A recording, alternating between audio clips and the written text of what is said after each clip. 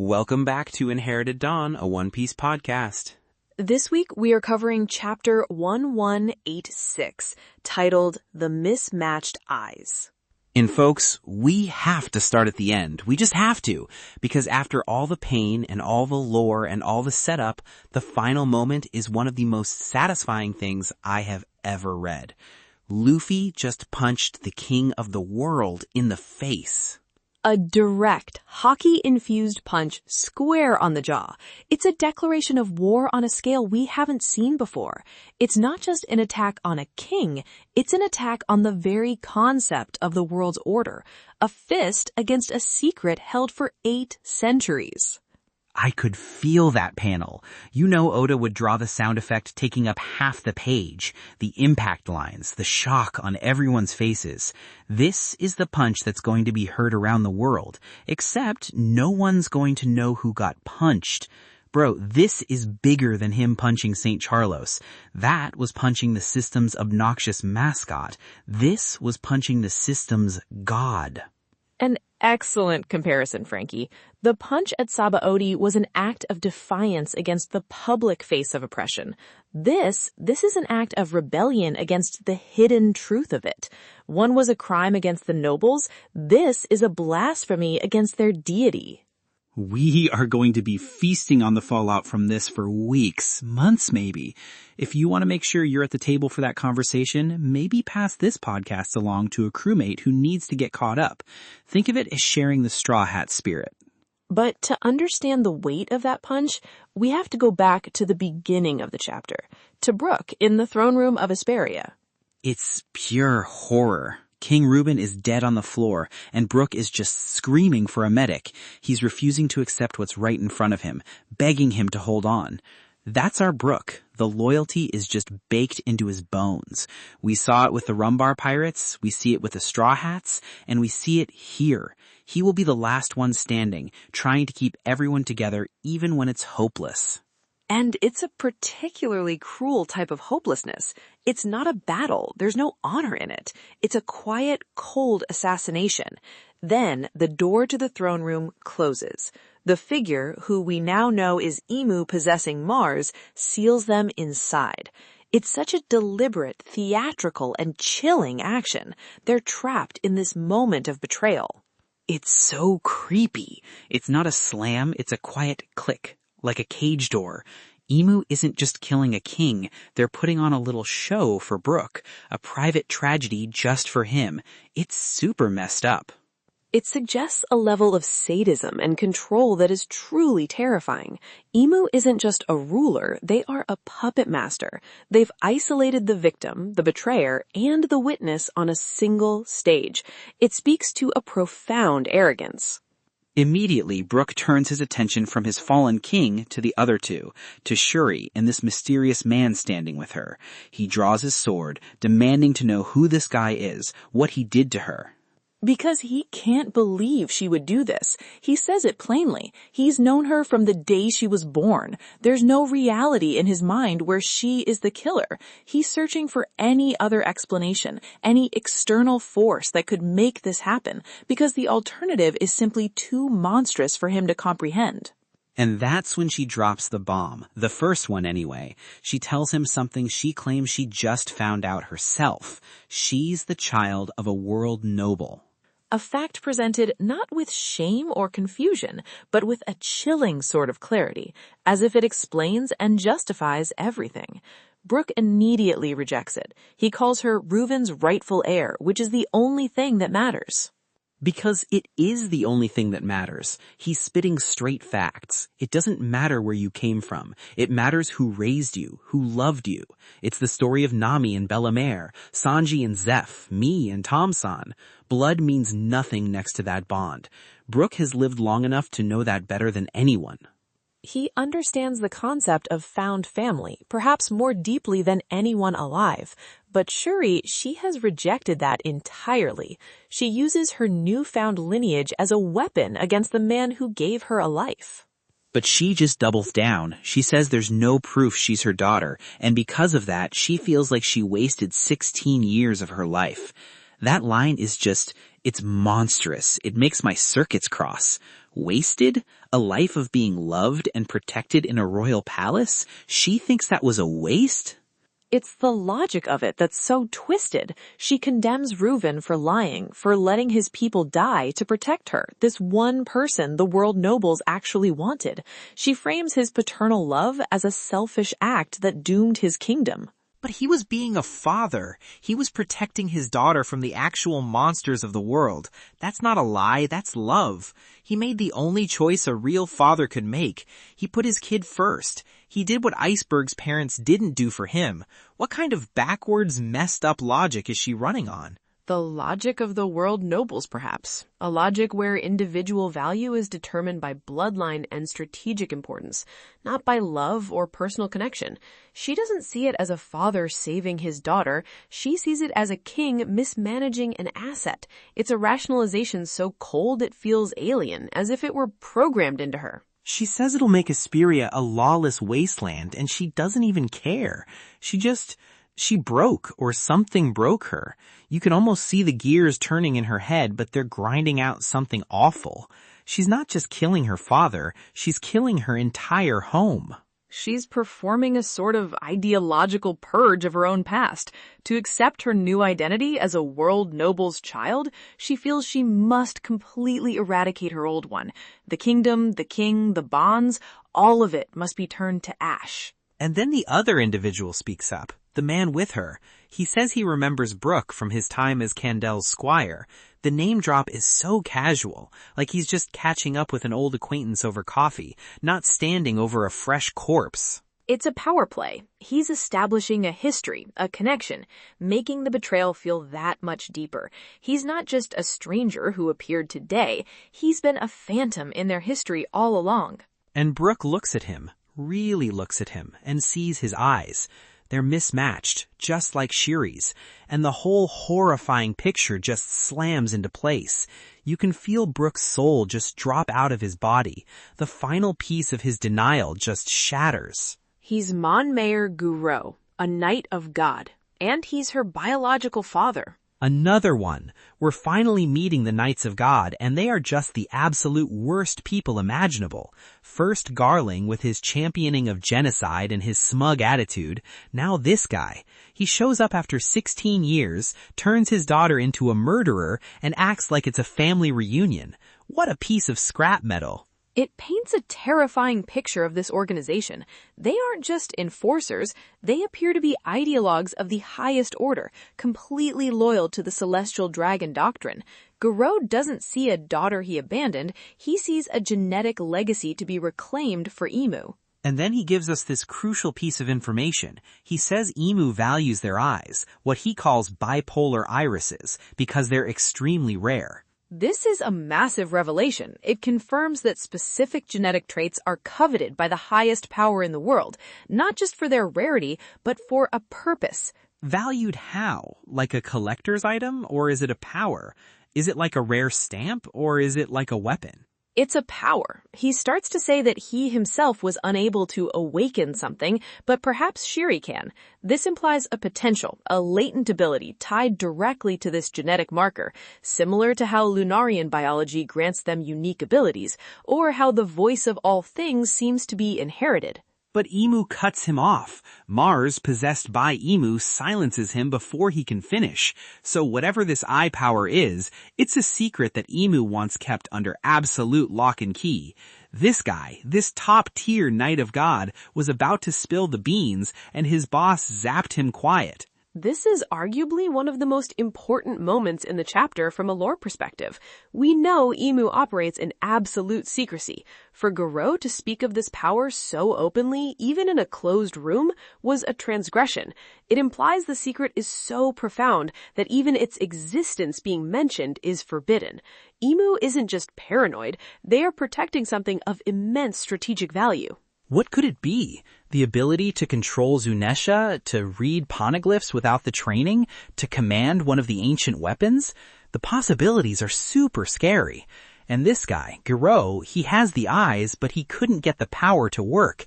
He's a dud. So he's pinning all his hopes on his daughter. It has to be connected to lineage, just like Lunarian powers or the voice of all things, a genetic key to some kind of ability that even a Knight of God couldn't unlock. But Imu thinks a 16-year-old girl might. Perhaps it requires a specific trigger, or a developmental stage, or a connection to a particular bloodline that Gurou lacks but Shuri possesses through her mother. And Gurou, this monster of a father, just looks at his daughter, standing over the man who actually raised her, and tells her to make it quick. He's not just allowing this, he's directing it. He's coaching her through the murder of the only father she's ever known. That's not a father, that's a handler. He's treating her like a tool to be sharpened, and the first step in that process is to sever all emotional attachments. He is forcing her to destroy her own heart. Brook is on the floor, just pleading with her. He's begging her, telling her this isn't who she is.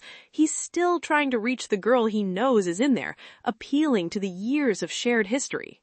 Her response is maybe the single most devastating line in the chapter. I owe you nothing. I no longer need you. And then she stabs him right through his head. That line, it's the opposite of everything we know. Everything the Straw Hats stand for is built on what they owe each other. Sanji owes Zeph his life. Nami owes her village her freedom. We all owe Luffy for bringing us together. And she just spits on that idea. It's the ultimate rejection of Nakama. She is declaring herself an island, entirely separate from the man who was her staunchest protector. And the strike itself? It's brutal. The intent is absolutely to kill him. She's severing her final tie to her old life in the most violent way possible. She aims for the head, the seat of memory and identity. She is trying to physically destroy his memory of her. The fact that he survives is a miracle, but it's an Oda miracle, you know? It's not just luck, it's because he's a skeleton. Yo ho ho ho, he has no brain to pierce. It's one of his skull jokes, but it's the saddest skull joke in the history of the world. The sword misses the important parts, but it leaves that scar, the one we've seen on his skull for hundreds of chapters. Now we know, it's a scar from the deepest possible betrayal. For years, it was a cosmetic detail, a part of his design. Now, it has been recontextualized as a permanent reminder of his greatest trauma. Much like Luffy's scar from Akainu is a reminder of his failure to save Ace, Brook's scar is a reminder of his failure to save Shuri from herself, or from the forces that corrupted her. Scars in our world tell stories, and this one is a tragedy. His men find him later, bandaged up. He asks where King Reuven is, and you can see they don't want to tell him. They're trying to protect him from the truth, but he's Brook. He has to know. He has to face the music. But he insists. The weight in those panels must be immense. A man, already a ghost of his former life, waking up to find that the new life he had built has also turned to dust. And they just give it to him straight. We lost. The king is dead. They saw Shuri leave on a government ship. They saw citizens fleeing the country. It's all over. And Brook just completely breaks down. We've only seen him cry like this a few times, thinking of Laboon, remembering his crew's final song. This is on that level. He didn't just lose a king. He lost his home, his purpose, and the little girl he saw as a princess, all in one night. And that's the end of the flashback. We come back to the present, on the Thousand Sunny, with Brook finishing his story for the crew. The atmosphere on the ship must have been so heavy. And he explains it so perfectly. He says back then he didn't know about devil fruits. He didn't know about the kind of monsters that walk their world. He was from a peaceful kingdom in the West Blue, then a pirate crew that focused on music. His worldview was, compared to now, pretty small, so his mind made sense of it the only way it could. He convinced himself it was a hallucination, that the sight of Imu possessing Mars, this demon in the throne room, was just a product of shock and trauma. It's a very human, very understandable coping mechanism. When faced with an impossible reality, the mind may choose to believe it was a nightmare. But now, after everything they've seen, after Thriller Bark, Sabayati, Dressrosa, Whole Cake Island, Wano, after seeing their own allies transformed, after fighting literal gods and emperors, he knows what he saw was real. His experiences with the Straw Hats have expanded his understanding of the world so much that the impossible now seems plausible. Which means Shuri, or Gunko, as he calls her now, might not have been in control. The cold logic, the sudden change in personality, the presence of Imu, it all points to a high probability of possession or profound psychological manipulation. She might have been a victim, just like the others, a puppet whose strings were pulled by the king of the world. And he asks his crew if it would be okay to put his faith in her, to believe she was a victim, and if they can help him save her. My man, after she stabbed him in the head and told him he meant nothing to her, after all that, he still wants to save her. That's loyalty. That's the Straw Hat way. It takes a super amount of strength to offer forgiveness like that. It is the ultimate expression of his character, and the crew's response is immediate. It's perfect. It's why we love them. Not a single moment of hesitation. Luffy, Zoro, Sanji, Nami, all of them, they're instantly on board, no questions asked. I can just see it. Luffy just grins and says, sure. Zoro puts his hand on his swords. Sanji lights a cigarette and says, for a beautiful princess in distress? Of course. One of their own is hurting and he needs help. That's it. That's the only answer they need. It's the promise they made in Ennius Lobby, writ large. Their enemy is now the entire world government, but the principle is the same. One of us is in pain, so we will declare war on whoever is responsible. They immediately start brainstorming how to free her from the ice. But Brook, he's already gone. He just takes off, soul solid in hand, running on the water. He can't wait. He's got a mission and the full backing of his captain and crew. He's going to get his friend back. For 50 years he was alone with his grief. Now he has a crew to fight alongside him. He's not waiting another second. From the deepest tragedy, we pivot to the highest stakes. We cut back to Elbath. Luffy's awake. He's finished his feast at the Walrus School, he's back to full strength, and he's ready to go. You know the rules. Post-meet Luffy is unstoppable. And he's heading right back to the main fight where Prince Loki is still struggling against Emu. Loki's out of his dragon form, and he's on the back foot. He's calling Emu out for fighting dirty, for taking the children of Elbath hostage. A classic villain move. But the way Emu responds is... Bro, it's next level. And Emu's response? This is a monumental piece of lore, Franky. This changes things. It's not just a taunt, it's a history lesson delivered as a threat. It's so much more than just a generic evil taunt like, I'll get you by using your friends. It's specific. It's personal. Emu reveals that 800 years ago, during the Void Century, the Giants lost a battle specifically because they chose to save children. He's not just using a random tactic, he's exploiting a known historical vulnerability of the entire giant race. This confirms the Giants were a significant force allied with the Ancient Kingdom, and that their defeat was engineered by exploiting their inherent nobility. He says their nature can't change no matter how much time passes. He's basically saying, I beat you with this once before and I'll do it again. He's not just fighting Loki, he's fighting 800 years of giant history. It's the most diabolical history repeats itself moment ever. It's absolutely diabolical, and it recontextualizes so much. Jaguar D's Sol's decision to save me in Ohara wasn't just a personal choice. It was him acting on the deepest, most fundamental instinct of his people, an instinct that Emu clearly sees as a fatal flaw. Loki is confused by Emu's words, but the implication is chillingly clear. The tragedy of Ohara was a microcosm of a strategy the world government has employed for centuries. Emu is just gloating, saying once he has all the children, he'll be able to control the Giants completely. He's monologuing, and you know what happens when a villain gives a monologue in front of Luffy. He gets interrupted. Violently. Luffy just appears. No grand entrance, no Gear 5 announcement with the drums of liberation. He just arrives. He's not here to liberate the world right now. He's here to stop a bully. And with absolutely no hesitation, he clocks Imu square in the face. A full-force, hockey-coated punch, the kind of punch that leveled a pacifista, and he just screams at him, "Get out of Elbath." That's it. It's so simple, so pure. It's Luffy in a nutshell.